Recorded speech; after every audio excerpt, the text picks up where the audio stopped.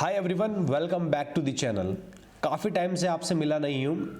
नए साल पे नई शुरुआत, नया जोश, नई एनर्जी और मैं आप सभी को नव वर्ष की हार्दिक शुभकामनाएं देता हूँ।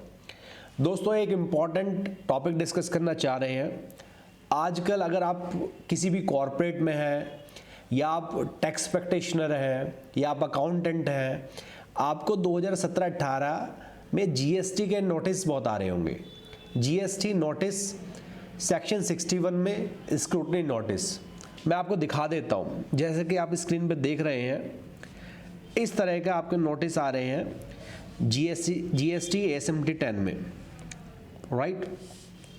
पीरियड 2017-18, हालांकि 18-19 के भी नोटिस आ रहे हैं। अगर छोटी फर्म है तो लगातार 17-18 से लेके 21-22 तक के नोटिस भी आ रहे हैं, राइट। और यहाँ पे नोटिस में एक बड़ा मोस्ट कॉमन पॉइंट पूछा जाता है। मोस्ट कॉमन क्वेरी क्या है, मोस्ट कॉमन पॉइंट क्या है? excess availment of ITC, what I'm saying, excess availment of ITC when compared to ITC accumulated in GSTR 2A versus ITC utilized in GSTR 3B।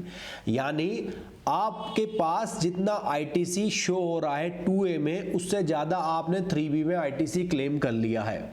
जितने भी notice हैं उसमें ये बड़ा कॉमन पॉइंट है। इसके अलावा बहुत सारे पॉइंट हैं, जैसे मैंने आपको डेमो के तौर पे ये नोटिस दिखाया है।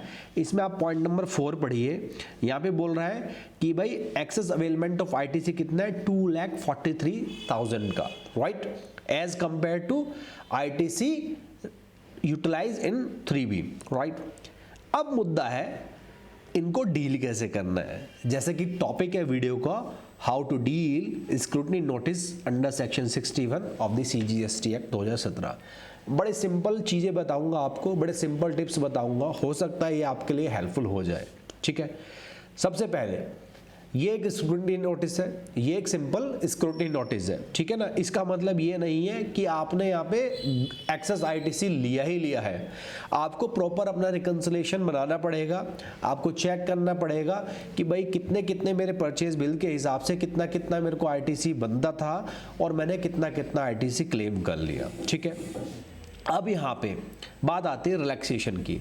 बिल्कुल बिल्कुल रिलैक्सेशन है। रिलैक्सेशन क्यों है, कैसे है, क्या लीगल हमारे पास इसके अगेंस्ट लीगल एडवाइस अवेलेबल है? बहुत सारी है, बहुत सारी है। देखो, सबसे पहले हम बात करते हैं, डिपार्टमेंट ने ना एक प्रेस रिलीज इशू करी थी, जैसा कि आप वीडियो में देख सकते हैं, 18/10/2018 को। इसमें 2A को केवल एक फैसिलेटर कहा गया था। क्या बोला था? 2A केवल एक क्या है, फैसिलेटर है, यानी 2A के बेसिस पे हमको आईटीसी नहीं लेना है। ये केवल एक फैसिलेटर का रूप में आया है। यहाँ से हम देख सकते हैं कि हमारे कौन कौन से परचेज बिल्स पोर्टल पे शो हो रहे हैं और कौन कौन से परचेज बिल्स पोर्टल पे शो नहीं हो रहे हैं। दूसरा, आपको याद होगा, अगर आप टैक्स प्रैक्टिशनर हैं, एक सुप्रीम कोर्ट का जजमेंट था भारतीय एयरटेल के केस में। भारतीय एयरटेल के केस में क्या केस था? वहां पे क्लियर ये बोल दिया कि भाई आईटीसी लेने के लिए आपको क्या है, टैक्स पेयर को क्या है, परचेज रिकॉर्ड्स को देखना होगा, परचेज रिकॉर्ड को देखना होगा, ठीक है ना। 2A में क्या पॉपुलेट हो रहा है क्या नहीं, ये मैटर नहीं करता। परचेज होना चाहिए, परचेज बिल्स होने चाहिए, एक्चुअली डिलीवरी ऑफ गुड्स या एक्चुअल सप्लाई ऑफ सर्विसेज होना चाहिए, काम चल जाएगा, अदरवाइज काम नहीं चलेगा। साथ ही साथ ये वीडियो बनाने का ऑब्जेक्टिव क्या है, अभी रिसेंट में 17 दिसंबर 2022, अभी कुछ दिन पहले, 10-15 दिन पहले 48/48 जीएसटी काउंसिल में कुछ पॉइंट्स रखे गए। एक सर्कुलर इशू हुआ, सर्कुलर का रेफरेंस मैंने यहाँ पे आपको दिया हुआ है। 27 दिसंबर को, अभी यानी 8 दिन पहले एक सर्कुलर आया। उस सर्कुलर में भी बड़े सिंपल पॉइंट्स बोले गए। उसमें ये बोला गया कि देखो, आईटीसी लेने के लिए आपको जो बेसिक कंडीशन होती है ना, जैसे आपके पास टैक्स इनवॉइस डेबिट नोट होने चाहिए, आपको पेमेंट करनी चाहिए सामने वाले की 180 दिन में, प्लस जो आईटीसी अवेल करने का टाइम होता है, जैसे सितंबर मंथ की रिटर्न तक का, उस टाइम पे होना चाहिए, ठीक है ना। ये सिंपल पॉइंट्स तो आपको यहाँ पे फॉलो करने ही है, then you are eligible to take the ITC, ठीक है ना। यानी उन्होंने भी क्लियर ये बोल दिया कि 2017-2018 में चूंकि आईटीसी 2A जैसी कोई चीज नहीं थी, तो 2A को हम बेसिस नहीं बना सकते। आपको बेसिस जो बनाना है वो परचेज बिल्स को बनाना है, ठीक है ना। आपको प्रूफ करना है कि एक्चुअल मूवमेंट ऑफ गुड्स हुआ है, एक्चुअल सप्लाई ऑफ सर्विसेज हुई है। अगर आप ये प्रूफ कर जाते हैं, साथ ही साथ आपने टाइमली पेमेंट करी हुई है, तो आपको असेसिंग ऑफिसर कुछ नहीं कह सकता, आपका किसी भी तरह का डिमांड नहीं जनरेट हो सकता, ठीक है ना।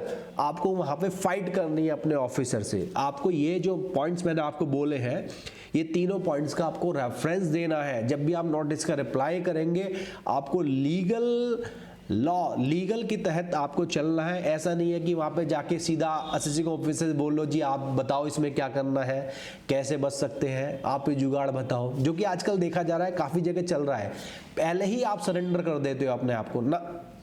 एक अच्छे कंसल्टेंट को हायर करो, ठीक है ना, और उसके बाद अपना जो है केस को रेफर करो।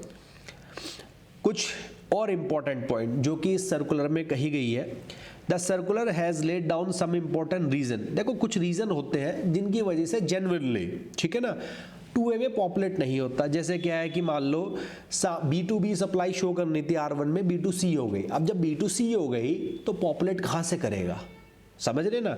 दूसरा, इनकरेक्ट जीएसटी नंबर, मेरे जीएसटी नंबर पे माल चढ़ना था R1 में, लेकिन चढ़ गया किसी और के जीएसटी नंबर पे, गलत बात है। तीसरा, गलत टैक्सेबल वैल्यू गलत लिख दिया, टैक्स अमाउंट गलत लिख दिया, ठीक है ना, या सामने वाले ने जीएसटीआर 1 अपलोड करना ही भूल गया, ठीक है ना, हालांकि वो 3B वगैरह में टैक्स वगैरह जितना बनना है वो प्रॉपर टाइमली पे कर रहा है, ठीक है ना।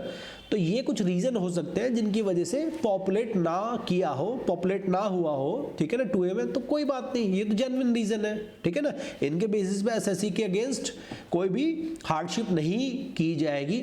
लेकिन हाँ, अगर मान लो खाली बिल लिए हैं और एक्चुअल मूवमेंट्स ऑफ गुड्स है ही नहीं, ठीक है ना, तो वहां पे प्रूफ करना टफ बनेगा, तो दैट इज कंप्लीटली इलीगल, उसके अगेंस्ट पनिशमेंट भी है, ठीक है ना। रिवर्सल तो करना ही करना पड़ेगा, साथ में पनिशमेंट भी है, वो डिपेंड है क्या केस आपका बन रहा है। तो दोस्तों, आज न्यू ईयर पे न्यू एनर्जी के साथ ये मुश्किल से 3-4 मिनट में मैंने आपको यहाँ पे एक केस का नोटिस का रेफरेंस भी दे दिया। ASMT 10 है, इसका रिप्लाई आपको ASMT 11 में करना है, ठीक है। साथ ही साथ मैंने आपको टॉपिक भी बता दिया, हाउ टू डील, हम स्क्रूटनी नोटिस को किस तरह डील कर सकते हैं। साथ ही साथ मैंने आपको रिलैक्सेशन भी बता दिया। 3 इंपॉर्टेंट मैंने आपको प्रेस रिलीज का रेफरेंस दे दिया, सुप्रीम कोर्ट के जजमेंट का रेफरेंस दे दिया। साथ ही साथ जीएसटी काउंसिल में जो सर्कुलर, जीएसटी काउंसिल के रेफरेंस में जो सर्कुलर आया है उसी का मैंने आपको रेफरेंस दे दिया। अगर आप इन 4-5 चीज़ों को कंसिडर करेंगे, उसके बाद अपना रिप्लाई फाइल करेंगे, तो ये जो मोस्ट कॉमन क्वेरी आ रही है इसको आप अच्छे से रिजोल्व करा सकते हैं। थैंक यू वेरी मच, मिलते हैं हम नेक्स्ट वीडियो में।